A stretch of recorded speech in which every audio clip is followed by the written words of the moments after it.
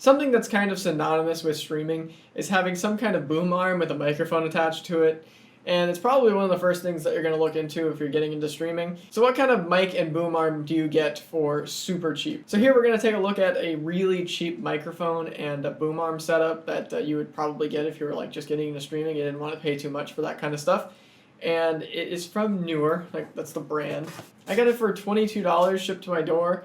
And for that price, it's cheaper than you can get some mic arms for, so I can only imagine how cheap this whole setup is going to be, but it might surprise me. So there it is. It is a Neewer, like a Neewer? Is it Neewer? I think it's Neewer. So it's a Neewer microphone, and it's definitely made in China. It says it's made in China over here too, so it doesn't let you forget it. It is very light. I would say that this box is only about 5 pounds. Looks like a pop filter just haphazardly tossed in the box.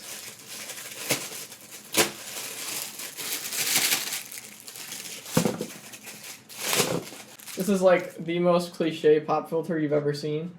It's probably less than $1 to produce this thing. It's very hard to get it to stay wherever you want it to. It'll definitely sag. But again, it comes along with cheap stuff. Is their mic arm? It's so tiny. Doesn't actually feel too terrible. Definitely could be bigger. That's what she said. Anyway, it's kind of small. It's only about, I would say, 30 inches long. It might just feel small because it's thinner than what I'm used to. So it comes with a fairly lightweight isolator. It does come with an adapter in case you need to adapt the threads to another style of threads. So you definitely need the adapter to mount it to its own boom arm here. So it comes with the Neewer NW-8000 USB. It feels pretty cheap, like it's kind of meh. Let's see if you can take it apart, pull the bottom off of it. It's got a purple PCB with some, pretty basic circuit board in there. Honestly, it doesn't look too awful as far as it's just a metal sleeve over the body with a threaded on end cap. Yeah, I don't know that much about audio equipment. My buddy Jeff helped us pick out all the stuff for the channel. Put this in here, you just squeeze the clamp and it does it okay. And it comes with a USB type, I want to say this is a USB type B. It's kind of like a printer cable. I want to say the cable is about 8 feet long. Goes in there nice and snugly. It also comes with a foam sleeve to keep down wind noise if you are using this thing outside. I think it also acts as a perfectly acceptable pop filter. Like, I don't think you want to double up on these, but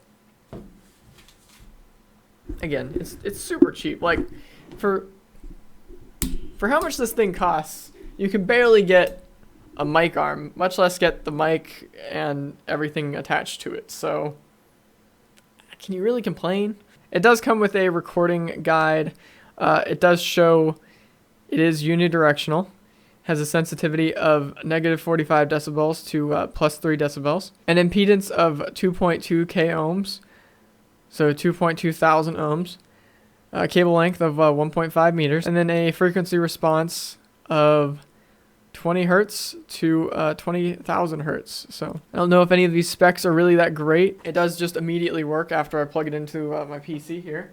So let's go ahead and see if we can't get a good comparison of it versus my mic further away. And then I think I'll bring my mic over here just to see if we can't get another comparison with them side by side, because I know where I have my mic at is not really optimal for recording audio or recording quality. But I just don't like having it in the frame. I just think it's kind of ugly. So, I mean, let me know in the comments if you mind seeing the mic in frame. I know some people don't. It's just, to me, I'm just slightly bothered by it, but also I don't want to like hit it and end up ruining a take because I tapped the mic and then it kind of shockwaved through the mic stand. So this is kind of a experiment for me personally, is seeing as if I can have something like this in frame and not have it be bumped into constantly.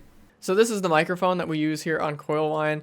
It is a Audio-Technica AT2035. It is an XLR microphone, so you do have to route it through a USB audio DAC and then set the gain all through that. So it's kind of, it's kind of more pricey to set up. Like this is a $150-ish microphone along with a $100 DAC. So I believe the audio quality is going to be better than our Neewer microphone here, but obviously it should be. But if it comes even close, it's a very good value proposition for this Neewer microphone. So if the Neewer doesn't have some kind of horrible audio quality problems in the post, then this is literally just a showing of what it sounds like compared to our Audio-Technica one here. And this is a really good microphone, so I can't imagine that this is going to come, super close. But if you don't mind the audio quality of the Neewer microphone compared to the Audio-Technica one, then it might be something that you want to look into if you're just trying to get into streaming. You don't want to spend a crap ton of money just getting into streaming to find out it's not something that you like to do. So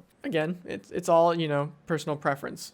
And I can't tell you which one of these mics sounds better to you. Obviously, to a majority of people, one or the other might sound better. I can't make these decisions for you, so I can just show you a product that I got for a fairly reasonable price. And if it's something that you're interested in or you're already looking at, and you take a look at this video and decide that it doesn't sound too bad, then maybe that's for you. If this video helped you make a microphone decision, leave us a like. So go ahead and tell me in the comments which one of these microphones that you think sounds better. Get subscribed for future part reviews, and like always, I'll see you next time.